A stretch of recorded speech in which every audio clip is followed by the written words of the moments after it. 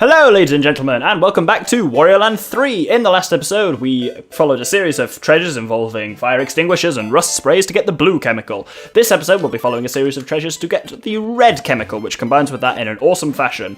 So the first thing we're doing is coming to the town in Chaos and doing a treasure. This was unlocked by the green in the tidal coast that we did a few episodes ago, and when we got the electric fan propeller parts. And it takes place in a part of the level we've not really been to, which is down here. We came down here once when we were getting the treasure here to get the red key, but where I am at the moment, actually, it's not even down here. I don't know why I came down here, but while I'm down here, I might as well do a little secret. So come through here, and then down there. Hooray! Musical coin. That wasn't what I was intending to do. What I was intending to do is go through that door to our left there, which means coming around here. If you've hit any of these switches anywhere in the level, those blocks will be raised, so you can't come through here. And then here's the propeller, but it's not working, so if we come through here and hit that switch. There's the chest, by the way, that's our target. Once you've hit the switch, the gas begins. So then we can come up here, grab the spearhead, boost him up onto there, then get onto there ourselves, grab him again, chuck him up there. You can see how this is progressing, and this is going to be a running theme, I fear, throughout this episode. When you get to the end, you can wallop him across there full force. He's not on this top platform, but he's in fact fallen down here. And then we can just use him here to break through those and get the blue key. And then we just hop across through here because we've already seen the chest, and that's it. That's a very kind of... I enjoy that treasure as just being... You know me, I like it when I can start off an episode with just a really fast, straightforward treasure that I know. And, well, I know all of them, obviously, but one that's just like, yes, A, B, C, D, E, F, G, done. 1 + 1 = 2, that's the first treasure. And indeed, we get the sapling of growth, or the seed of growth, I think it's called, which does something peculiar.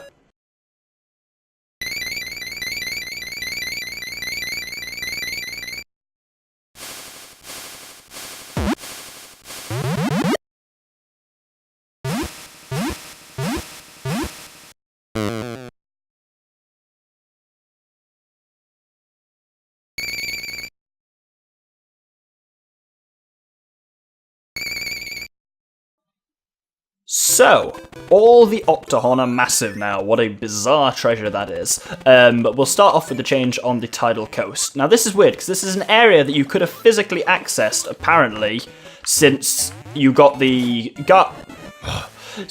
garlic, but you wouldn't actually have been able to do the treasure at all, because if you come through this room here, when you first get the garlic, you see this place, and you're kind of like, huh, this looks important. But you can't get through it, because underneath pretty much where I'm standing now are barriers. The Octahorn, which are now huge, have now broken through those barriers. If they touch you, you go flying either left or right, depending on which side they've hit you from, and into the wall. Well, we nearly saw it there. We'll see it in a second, because there's the blue key. Oh, we've stunned the Octahorn, I think. There we go. If he... Okay, but he's not even going to hit us. We'll never know. Oh, there we go. That's what it looks like. And you have no control over that. You will just go flying laterally until you hit a wall. So this makes this potentially a slightly buggeredly maze of a combination of Octahorn, and if we come around to the right, we will start to see soon there are those bubbles that bubble you.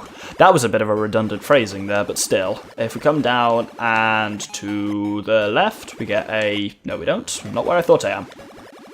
I thought it was going to be a musical coin. There's a musical coin there. Seems with that, so I'm just going to come over here, which I want to go, and go through this door. And just like that, there's 2 Applebees, but dodge them. And that's our second chest. I've got a lot I want to get done this episode, because basically, we're pretty much scaled so that if I do well enough this episode, next episode can be the finale, which means there's a point I want to get to by the end of this episode, which is 7 treasures. We've got 2 down so far in 4 minutes. This is a green bracelet, which is a pointless treasure, but yeah, 2 down so far, so... That's why if it seems like I'm a bit hyped up, because A, I'm excited to finish this game. In a good way, I love this game, but I love the end of it so much, and it's brilliant, and I'm really looking forward to it. Anyway, Beneath the Waves was the second Octahorn change, and it's just over here. They've broken through this barrier, and we can get to this kind of area. Yeah, I'm excited to finish this game in a good way. It's been a short series, but it's been exactly as short as I predicted.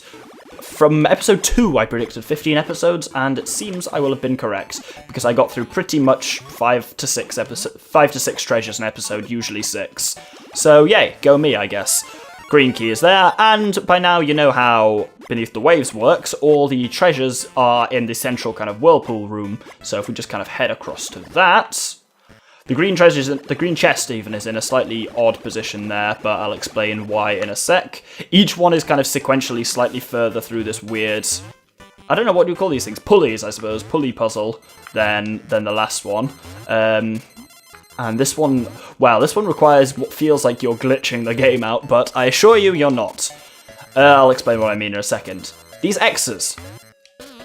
See?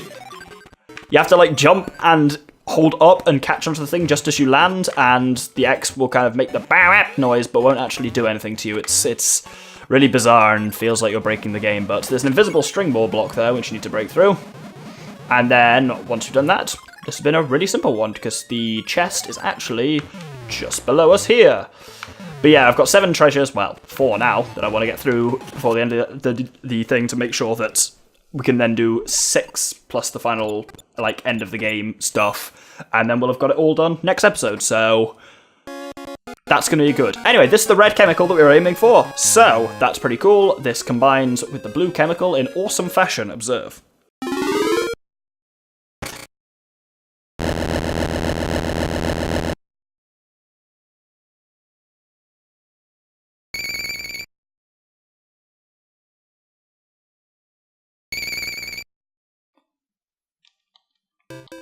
So that's melted through the floor underneath those blocks, allowing them to fall into it. It's a weird treasure, I know, but we'll do the one beneath the waves since we're literally here already, and this one takes like a minute of that. Wow, that'll be more than a minute, but it's a short one is my point, because we just need to come through here, kill, smash, smash, smash, doing, oh, nope.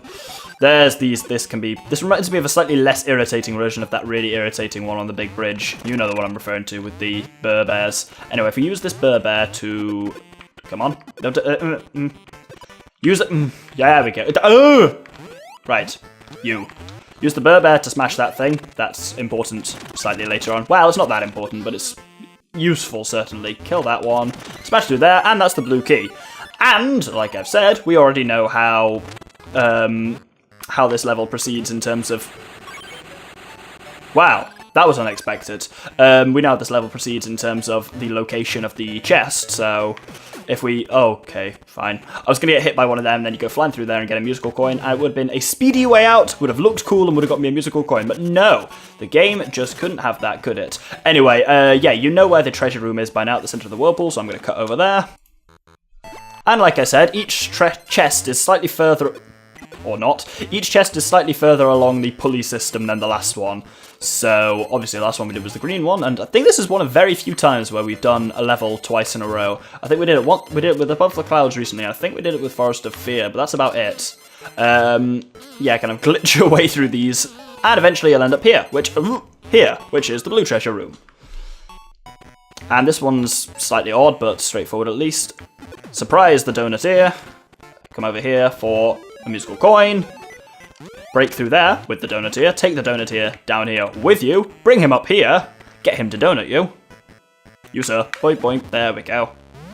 And crack through the donut blocks, and like that you can see we're at the chest. Wow, we're not at the chest yet, we're actually fat and can't fit through that stupid gap. There we go. This has got to be nearly a record that we've got 4 chests down in 9 minutes. We are rocketing through these. Partly these endgame ones tend to alternate. They are either fast and straightforward like that because they lead to something useless, like a club's crest in this case, or they are horribly horrendous. And we're going to do our share of horribly horrendous ones this episode, I assure you. But anyway, now here's something odd. The vast plain is where the other acid red and blue chemical change was. Correct me if I'm wrong, but I believe the vast plain is in terms of the order I've done it in, is the longest we've ever gone between doing 2 treasures on a level, because the green treasure of this was one of the 2 rings that raised the Tower of Revival, and we have not been back here since. So that gets you an idea of how long it's been. It looks so strange. So yeah, it's been ages since we've been here. Musical coin, but the most important thing is this is where the 5-ton block was. So we've come through here. Now we get the joy of an Invisi Maze. Yay! Wow. An Invisi Maze meaning I am invisible for the maze, not the other way around. If you just come over here, we should be able to dodge most of these zombies. Obviously, if you get hit a zombie, it makes you uninvisible and you can't get through the rest of this! So, that should just be, yep, that was pretty straightforward.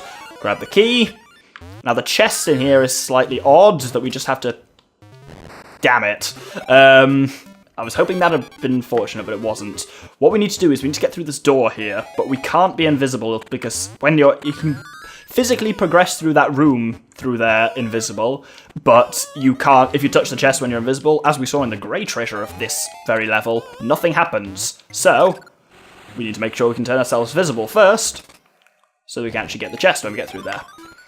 Now, this is the other type of invisible maze, where you are visible, but the maze itself is invisible. This one, you just have to basically know what you're doing. You can kind of watch the paragooms and spearheads and work out where the platforms are from there if you don't know, but generally it's just this kind of curved shape around there. If you know what you're doing, really straightforward. 11 minutes, and that's now 5 chests. Either treasures, that's the word. There are some whole episodes where we've only got 10 chests. Again, pointless bracelets, so that's one of the reasons why these are being as fast as they are. Anyway, now we move on to one that was a change done a while back. This is a horrible one, and probably, if not my least favourite, definitely one of the worst treasures in the game, and one of the most frustrating, I think, for reasons that should be made clear fairly soon. This change that we're doing in the Cave of Flames was actually unlocked by the Rust Spray last episode. It was the third one, along with the Steep Canyon and whatever the other one was, the West Crater. And here is the Rust thing. So if we smash through that, this is kind of the new area. And this is what I was saying earlier with the spearhead. You remember this thing? We haven't done it really since the Stagnant Swamp of having to like throw a number of enemies up, leaving just one to bounce off. But this whole level is kind of based on that, and it's pretty horrible. Partly because spear bots are a really kind of annoyingly unpredictable enemy. I just don't like the way they move and suddenly like charge at you. Not a fan, but anyway, if we come up here, that's the key. So we're at least part way done. Oh, grab one of these here. This might not be as horrible as I remember it being. Okay, grab one of these here, then just positioned right on the end. Chuck him across. Follow after him, and then boink off him, and up to here. Now, I believe what we need to do is get across this gap, but we need to be flat Wario in order to do that. Becoming flat involves going through here. It's worth noting that when I was, like the last time I played this, when I was practicing a while back, this bit, that first bit there that I went through first try, took me, it must have been 15-20 minutes. For some reason I just really struggled with it, and for some reason this time, I didn't. So I'm gonna just, okay, I can live with that. This is also one of the only bits, I think the only time in the game potentially, where you're capable of detaching slammers from their attendant grab bots, which is kind of cool. This is the one you want to get hit by, because this is the only one which you can get hit by and then slot over to the left here. And then slide through here. Then we can go up here, up here, up here. And then you want to get to... It looks like you might want to proceed, but believe me, you don't want to get turned back into human by that grab bot, because the chest is just along here. I budgeted for that one in terms of time, taking a lot longer than it did. So, 13 minutes, 6 treasures. That's pretty impressive. Go me. We've got the scissors, which change everyone's favourite level.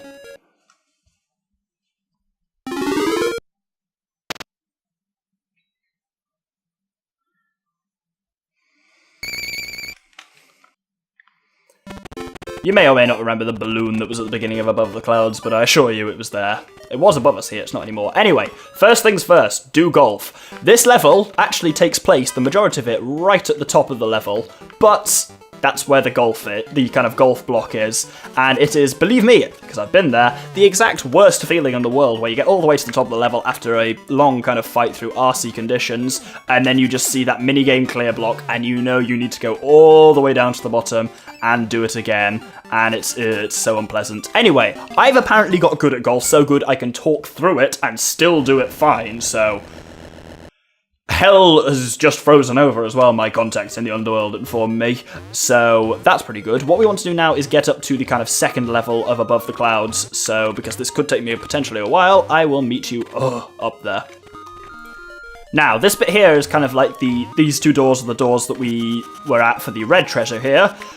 And of course this time, because this is how it goes with Above the Clouds, we want to get slightly higher than we got last time. I shouted loudly there because I thought I'd fallen off. So like every level in Above the Clouds takes place slightly higher than the last level, which is like, I guess I can appreciate that part of level design if nothing else. No, that's unfair. I can appreciate the level design of this game, of this level, I just don't like it. I don't like it because it's unpleasant, but it is good level design. Anyway, that's the minigame clear block, opening the way to the chest, so yes, extremely frustrating if you didn't do the golf thing first. Fortunately, I was lucky and got up here quite easily, but it's been a fast episode for me, what can I say? Here, you definitely want to be zombie and smash through all these things. This bit takes absolutely ages. So that's going to be fun. Make sure you stay, you can get turned back into normal Wario here, but don't believe me, you want to stay as zombie Wario. I'm just going to put the speeder on, because this bit takes absolutely ages.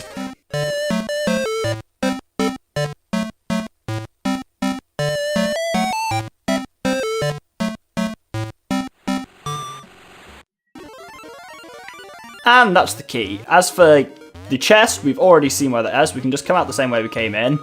And that pretty much kind of sums up that level. You notice there were a couple of like choices of pathway, and that's because there's, I think, counting that one I just got, I believe there's 3, maybe just 2, but there's definitely a fair number of musical coins down there, so that's kind of what all that fanning around is for. But I'll be back there later to do that business. For now, we get something marginally cool for this. Oh, it looks slightly cool. Yeah, we get the jackhammer, which does something, specifically in the East Crater.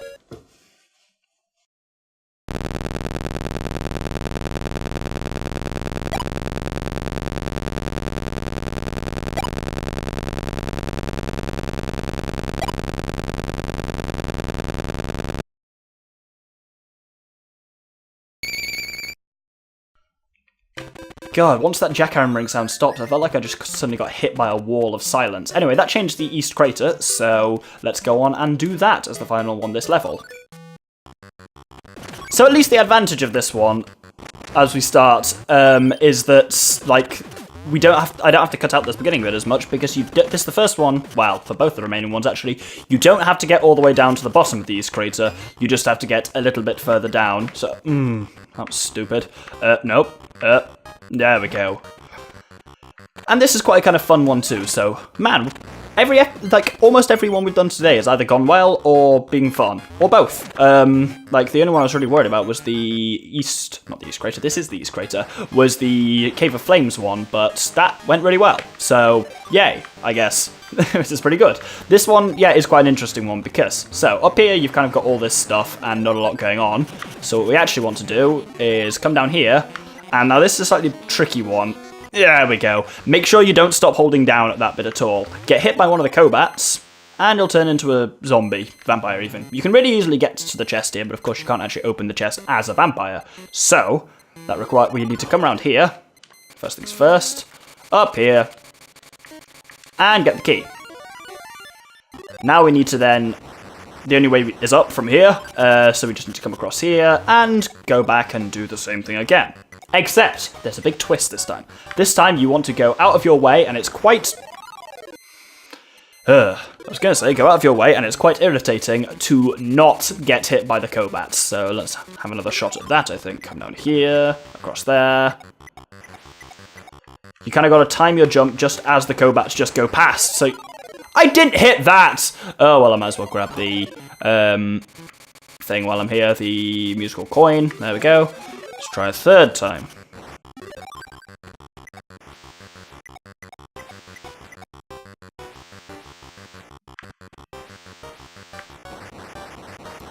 There we go, I was actually setting off a bit too early.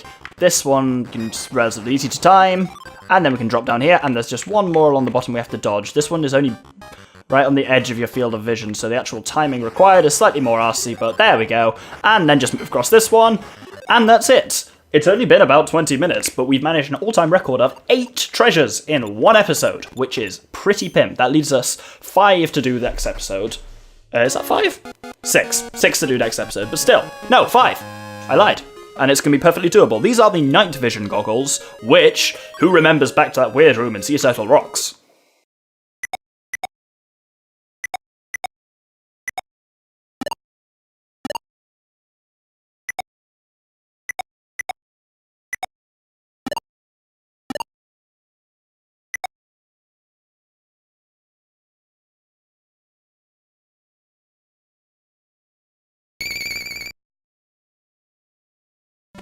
That is an extremely bizarre and shifty, for a number of reasons, treasure. But yes, so we've got a hell of a lot done this episode. We've cleaned up almost all of the treasures in the game. We basically just got a few more to do, just finishing this stuff between the East Crater and above the clouds and that sort of stuff. And then we're back to Castle of Illusions Green, and then the final musical box. So we're really getting somewhere. We'll be done next episode. Next episode will be the finale. I confirm it 100% now. Please don't be lying, Doctor, I swear. It will be, definitely. Thank you very much for watching this episode of Wario Land 3. I've been the Doctor, the Infamous Gentleman, and this has been Wario Land 3. Thank you very much, and good day.